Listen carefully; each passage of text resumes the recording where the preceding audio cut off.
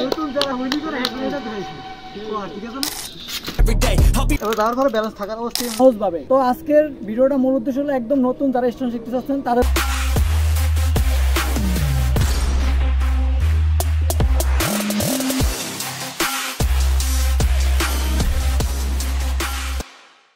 Hello everyone, আসসালামু আলাইকুম। কি অবস্থা সবাই, কেমন আছেন সবাই? আই হোপ সবাই অনেক বেশি ভালো আছেন। তার লং টাইম পরে নতুন একটা ভিডিও নিয়ে আসছি। আর আজকের ভিডিওটা একদমই পূর্ণ নতুন, যারা স্টোন রিলেটেড কোনো ধারণা নেই, যারা হুইলি শিখতে চাচ্ছেন তাদের জন্য আজ 3টি ধাপে আমি আপনাদেরকে শিখাবো কিভাবে হুইলি শিখতে পারেন এবং সহজভাবে। তো আজকের ভিডিওটা মূল উদ্দেশ্য হলো একদম নতুন যারা স্টোন শিখতে চাচ্ছেন তাদের উদ্দেশ্যে আমি শিখাবো সহজ কিভাবে হুইলি করা যায়। তো চলেন পয়েন্টে যাই। প্রথম ধাপ হচ্ছে আমাদের সাইকেলে যাবো। তো এখন আমরা যেহেতু হুইলি শিখতে হবে, তো আমাদের কিছু সেফটির ব্যাপার আছে, যেমন গ্লাভস লাগবে। আর পার্সোনালি আমার হেলমেট আছে যেহেতু, তো আমি সেফটি হিসেবে আমার হেলমেটটা নিয়ে নিচ্ছি।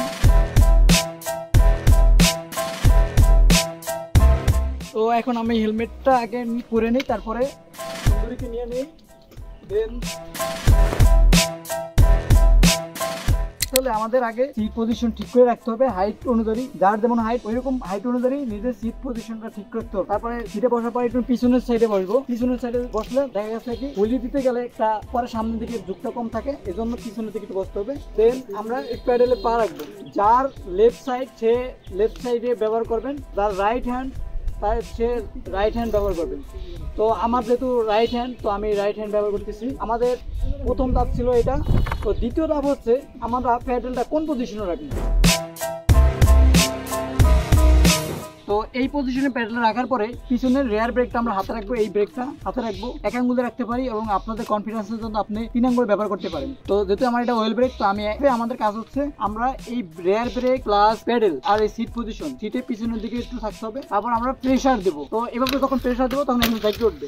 এভাবে সামনে থাকা যখনই জায়গা উঠবে তখন আমরা পিছের ব্রেক ব্যবহার করবো। তো আপনারা আপনাদের ব্রেক অনুযায়ী ব্যালেন্স করবেন, এই হাত দিয়ে রেয়ার ব্রেকটা ব্যবহার করবেন। তো রেয়ার ব্রেকটা ব্যবহার করার পরে এভাবে কয়েকবার প্র্যাকটিস করতে হবে। এভাবে প্র্যাকটিস করবেন। এভাবে যখন পিছন থেকে উঠে যাবে তখন ব্রেক দিয়ে আবার নামায় রাখবেন। এভাবে যখন দেখবেন ব্যালেন্স হয়ে যাচ্ছে, চাপ দিলে সাইকেল সামনে চাকার জায়গা যায়। তো তৃতীয় ধাপে আপনাদের এটা মানে মোস্টলি কয়েকবার প্র্যাকটিস করতে হবে। এখন আমি আপনাদেরকে দেখাবো যে কীভাবে এরকম চাকা লাগার পরে তো ব্রেক প্লাস এই প্যাডেলের প্রেশার প্লাস কন্ট্রোল, এই 3টা জিনিস একসাথে আমাদের কন্টিনিউ করতে হবে। তাহলে আপনারা এই ব্যালেন্সটা করতে পারবেন।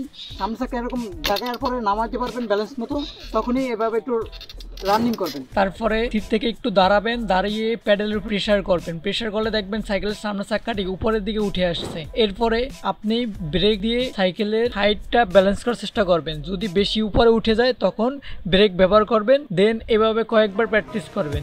যখন দেখবেন ব্রেকটি আপনার কন্ট্রোলে আসছে, সাইকেলের হাইটটি নিয়ন্ত্রণ করতে পারেন, তখনই আপনি কয়েকটি প্যাডেল মারার চেষ্টা করবেন। 2টা 3টা 5টা এভাবে প্র্যাকটিস করে থাকবেন, তাহলে আপনার হুইলিটি কমপ্লিট হয়ে যাবে। আমরা প্র্যাকটিসের কিছু ক্লিপ দেখি হুইলি কিভাবে প্র্যাকটিস করতে হয় মিউজিকের সাথে।